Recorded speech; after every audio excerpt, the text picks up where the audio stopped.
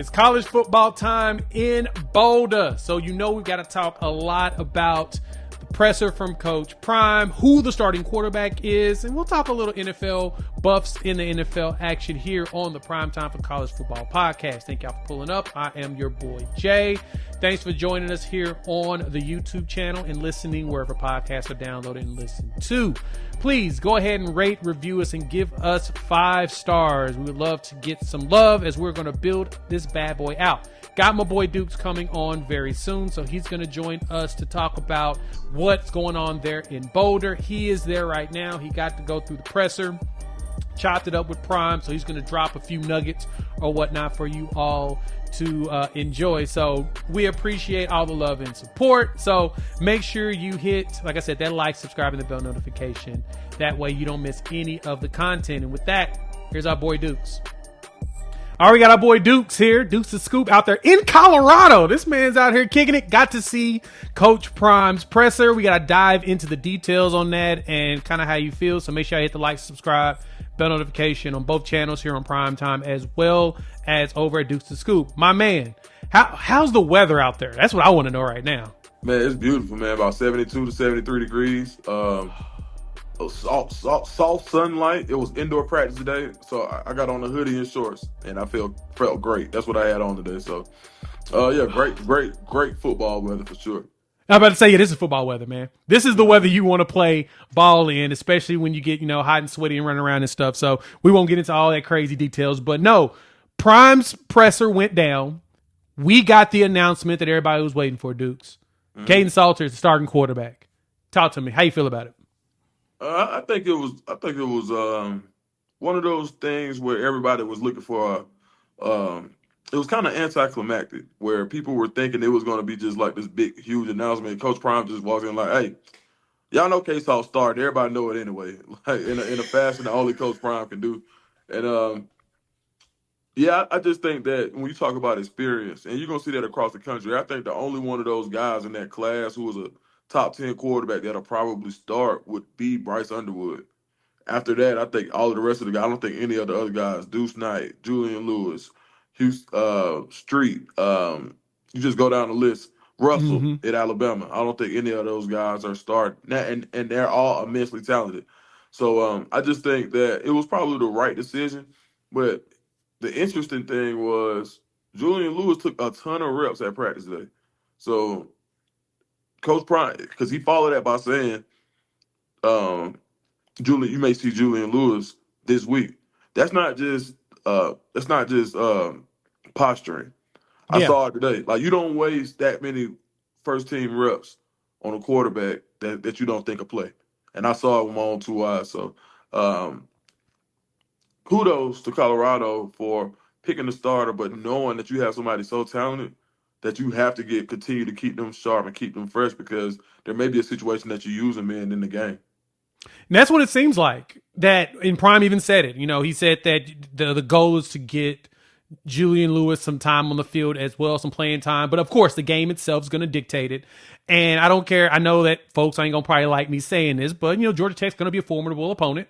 They're not a bad team. Like, Coach Key has done a great job of developing them into a very physical program. And so we've got to see. Now, granted, I dropped a video earlier today, and he was kind of talking about how his players weren't practicing very well, but what else? We ain't tripping on that.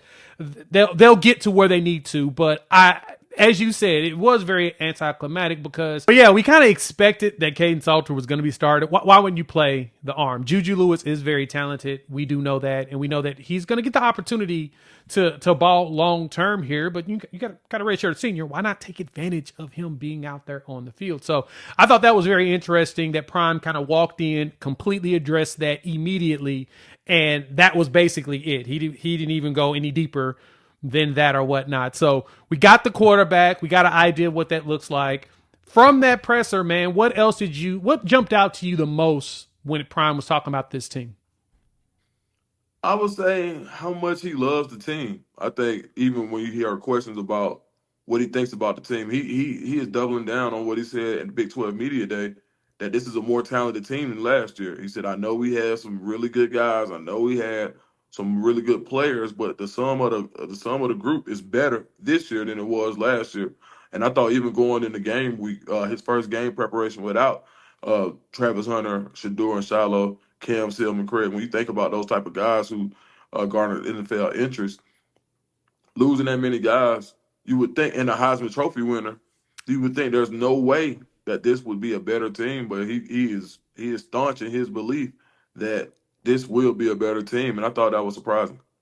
Yeah, that did shock me in his mindset with that, man. Like, and I think I love the answer when people ask, all right, how do you feel about, I forgot who asked the question, but they asked, what's the difference really with this team and the last one? And the big thing he said is the depth. He feels like there's not a situation on this roster where if somebody goes down, you have to emergency break glass and try to figure out what you're going to do next. Dog, because me and you, we went through this roster. We was looking at the depth chart and the players. Man, there's a lot more experience on here than I even anticipated. I went through, and to me, the most important spot, regardless of what conference you in or anything, your two most important spots to me will always be the trenches. You got to have, of course, a quarterback. You need a line to protect them and a defensive line to go get their quarterback, right? I've always adopted that philosophy as well. And so I went through and I started looking at the snaps and the snap counts that this roster has. Bruh, there are thousands of snap counts for the O-line and the D-line. The experience really is there. So when you look through it, it's like, wait a second. They got so many players that have played, not only the transfers that have come in, but even the transfers that showed up a year or even 2 years ago that are still around. They have got a lot of experience. This could be, and I kind of agree with Prime here, this could be, and I think you actually mentioned this before, this is actually probably Coach Prime's best team, sans not having his son and the Heisman Trophy winner. This team is built for that. Yeah, I think it is the best team. When I look at the roster and I look at the blue chip rating, when you look, and that's the rating where you go look at guys who have the pedigree who were rated at least a 4-star or better coming out of high school, they are lit. They are all over this team. So Yep. I think that when you think about guys who have the actual pedigree to play at this level, not all guys who were, maybe JUCO All-Americans or transferred in. We're talking about guys who came out of high school and everybody in the country wanted based on their physical ability. Sometimes you cannot just you just can't skip over size.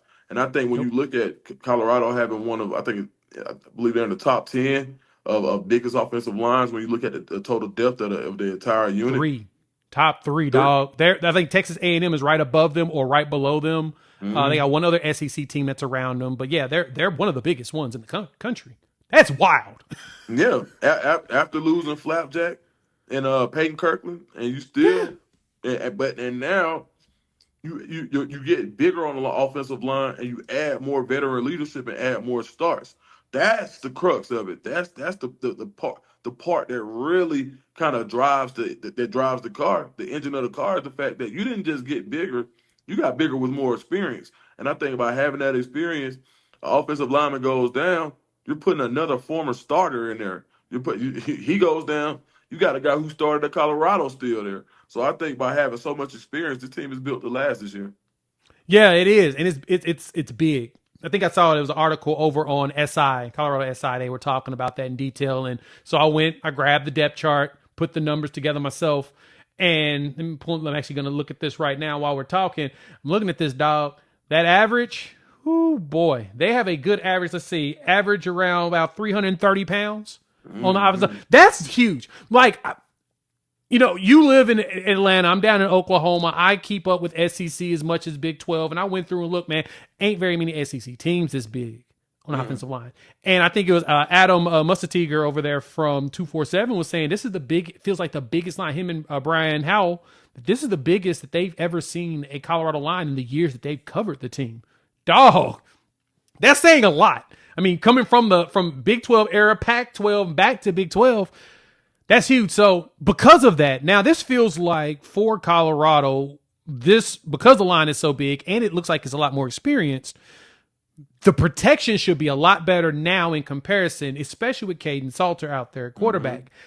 I'm thinking that we're probably going to see him not only flourish, especially with the wide receiver room, but he should be able to actually get some runs on some quarterback design runs. You see that happening? Because I can see it. Absolutely, it's in there. Like they got to Georgia Tech should, like they got to prepare for it. They're going to get it. And the funny part about it is Julian Lewis ain't just gonna come in the game and go five wide. He gonna run the same offense, and he can do it. Like Julian got some shake to him, and I think Draylon Miller spoke about that earlier. In his part of the press conference, they asked him about, hey, what's a pocket passer like Juju Lewis? How is he so much different from your perspective? And he was like, he ain't that much different. Like Ju got shake. So I thought that was a really cool moment of the presser earlier was Julian Lewis getting his props. So when you think about how difficult they can be to defend based on the quarterback position, other teams have to have pause when they consider how they're going to attack the Colorado offense. Yeah, Georgia Tech's got their hands full, but at the same time, so does Colorado. All right, we're talking about what I got, Dukes and Scoop. He's there in Colorado. Got to ask some questions to Prime at the presser. Got to hang out. Saw some practice and everything. We're going to dive into that in just a minute. But first, Dukes, I want to ask you this. Adam Mustatiger over there at 247 had he wrote an article actually yesterday, and he was talking about the defense. And I watched Georgia Tech's coach, Brett Key, on his presser earlier this week. And that was one thing that he emphasized as well was how strong of a defense Colorado has coming into this game. Like, perfect example, right? Colorado was not a very good defensive team in 2023. They were not good. But last year, they jumped top 40 in a lot of major categories, and you can all tie that back to Coach Livingston. That's just basically where you can go with it. When you going through, I know people ask some questions a little bit about that in the presser, but when you got to see some of the practice, man, how you feel about that defense? Do you feel like it can continue to maintain what it did last year? Because when I look through watching some of the videos from Well Off Media, kind of seeing some of the analysis, it feels like this defense should be able to actually outdo what it did last season. Yeah, I think you get more length in the secondary Yeah, this year. I think you get more good physicality. point. And I think another thing that you get is you get that same defensive line for the most part, but they are with a year in the culture of being good. So the culture wasn't built last year. Last year they were the culture builders. So now you get guys who get to come into a room where the culture's already been built on that defensive line, where they're thinking nobody expected Colorado to lead the Big 12 in sacks last year. All those sacks didn't lead with BJ Green. There are a lot of sacks still in that room. So for guys who watched BJ Green, who got to learn from him, from guys who are now wanting to step into some of those roles, guys who waited their turn, guys who came on strong at the end of the year. Arden Walker comes to mind. Amari McNeil comes to mind. Keaton Wade is a guy who comes to mind. You got ballers up and down that defensive line. So I think in practice today, the thing that stood out the most as far as can they do it again is that I think the expectation is to do it again this year Yeah. versus last year. The expectation was, hey man, y'all were horrible in 2023. Just get better. Well, you got so much better. You became you got exponentially better. So now it's about maintaining that level of play, and I think they can. I think they will, and I just think that Colorado can send so many combinations of defensive linemen that you got 10, 11 guys that you could feel comfortable playing in a Power Four game, and I think that's incredible to say. Yeah, the DB room itself has over, especially in the cornerback room, 3,000 snaps last season is what they're bringing in, and that's including transfers or whatnot. Tariqus Davis had over 700, almost 800 snaps. Of course, DJ McKinney, who will probably be the main corner for on this roster, he has over 800, almost 900 snaps. Jesus Christ. Deion Parker, 729, and he's a fascinating one. I want to see what he turns into for this roster. And then when you go and look at the safety room, 1,100 snaps combined. So Taufik Bayard and Carter Stoudemire both in over 500 range. A few other younger players there, but man, Dukes, when the secondary to me is going to be much improved. I know that the concern is you don't have Travis Hunter there, so you don't have somebody to do crazy stuff. But then you get Deion Parks, they drop a video of him diving across and getting an interception in practice, just like Travis Hunter did against TCU. So it does appear the athletes are there. I'm guessing the question is going to be what the execution is going to look like for this defense. do you have an idea who you think that green dot's going to go in that linebacker room? Because that was your question we talked about on the show a couple weeks ago. You was trying to figure out, all right, who's going to get that dot? Who do you think's getting it now? I still can't tell. I think Oh, it's gonna be. word. Yeah, I can't tell, man. I think between Hughes and French, they've been so vocal. I just think they've really taken to their roles. I just don't know. I think they may it may be like a freestyle cipher. They may pass the mic. Who knows? Yeah. It's gonna be hard to tell, man. And I think that's actually a good thing because I don't think they thought they were going to get that type of that type of leadership from that position. You think when you saw him, you may have thought two wheel linebackers, but being able to play these guys together, these guys molding their games around each other, I think has been important. And for them to be able to be older guys who people can look to for leadership and handle themselves in that manner, I think is great. So I don't have the answer to that question. I think we'll find out, but um, I don't think going into it, I didn't consider these guys to be the favorites, and now from what I saw today, they are. Oh, I like that. I like that. And that was what one thing we dove into. French felt like he was going to be the dude. He comes in with the most career snaps, over 1,200 snaps, 1,200. Yes, that's exactly what you heard. They're bringing in a lot of experience, and the linebacker room is going to be fun this year. I'm just ready to see who the leader is going to be. But of course, then we always got to talk trenches. You know, I like to dive into the trenches or whatnot.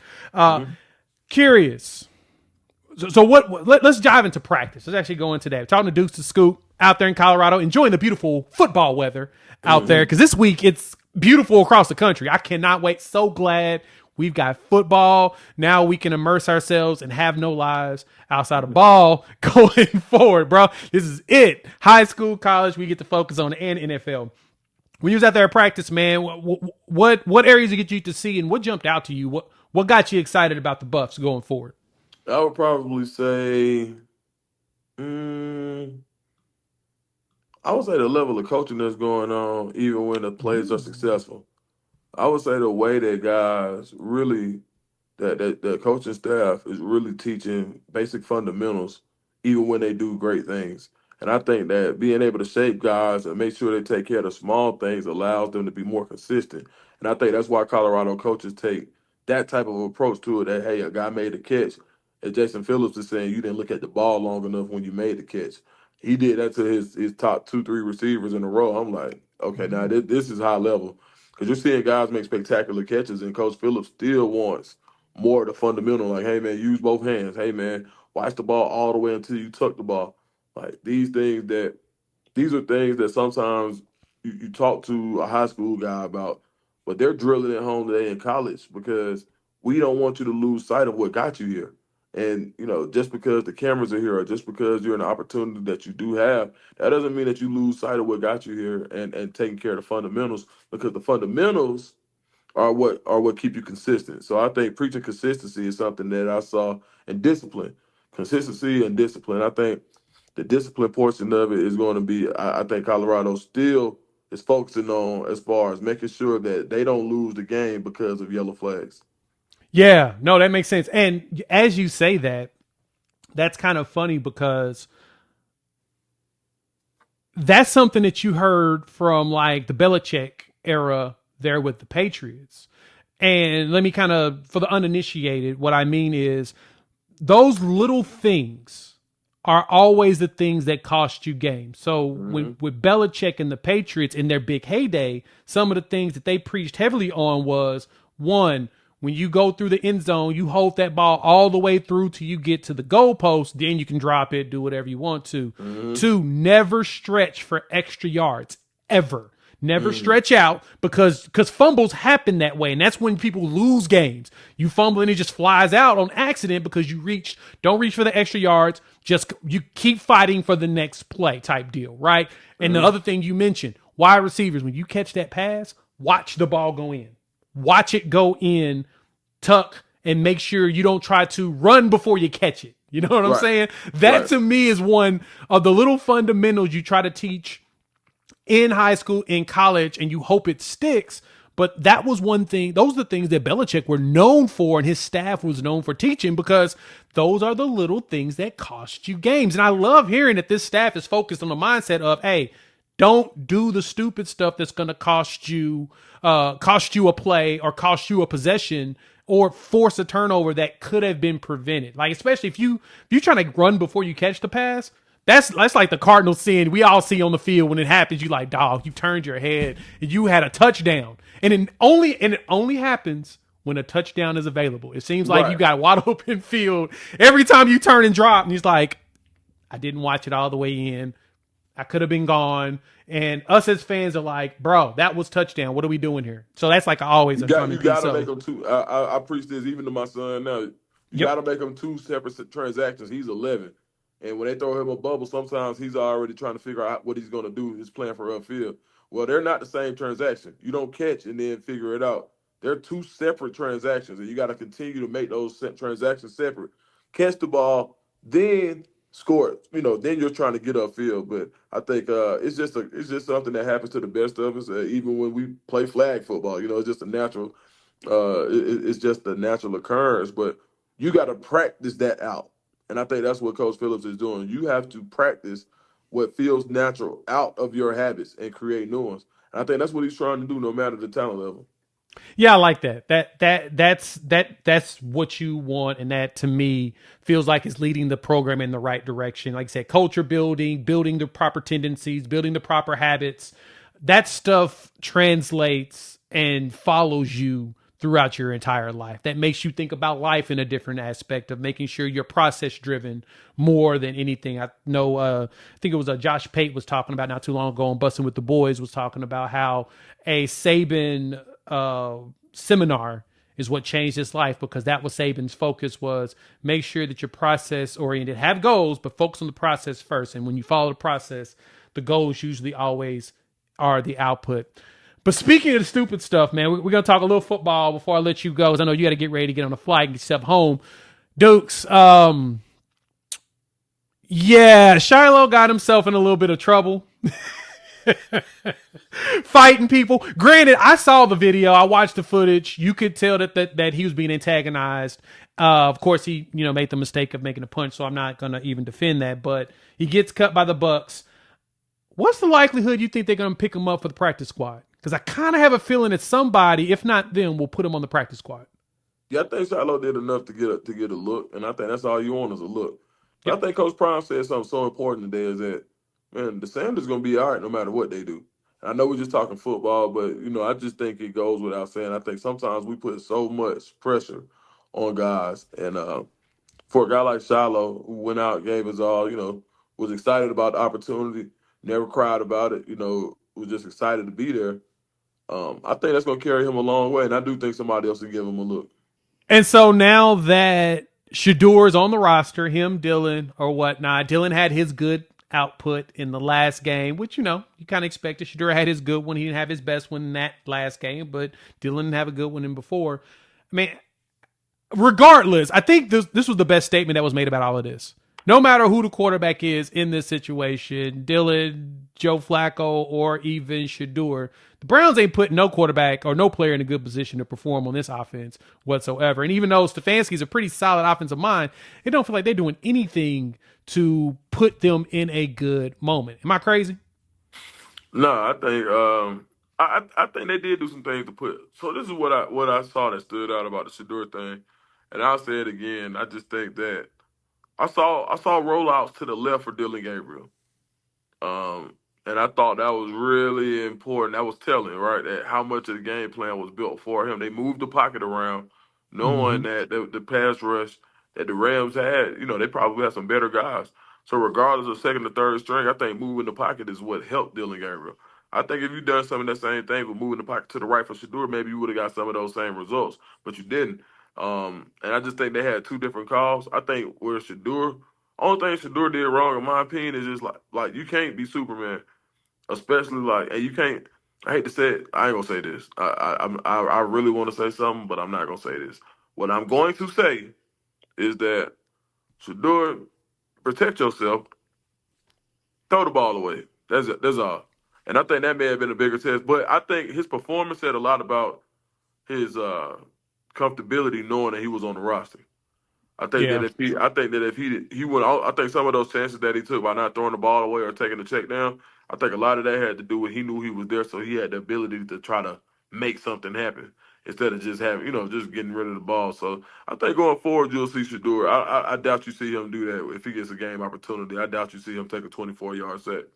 Yeah, and I agree with you there. That makes a lot more sense. That I didn't even think about it that way. He must have already known that he was going to be on the roster. They probably already kind of clarified that with them. Said, "Hey, just don't say nothing. Y'all good. We're gonna move some stuff around. Y'all are 3 quarterbacks, and we'll just have y'all have a competition throughout the season." So him taking that sack probably is. But you're right. I mean, if there's the one thing I've always said about Shador, and here on this channel we keep it a buck. We're not gonna lie to y'all in this. We're not going to just sunshine pump. We're going to point out some of the faults. That's his biggest issue. He won't throw the ball away. He likes to try to do too much Superman stuff.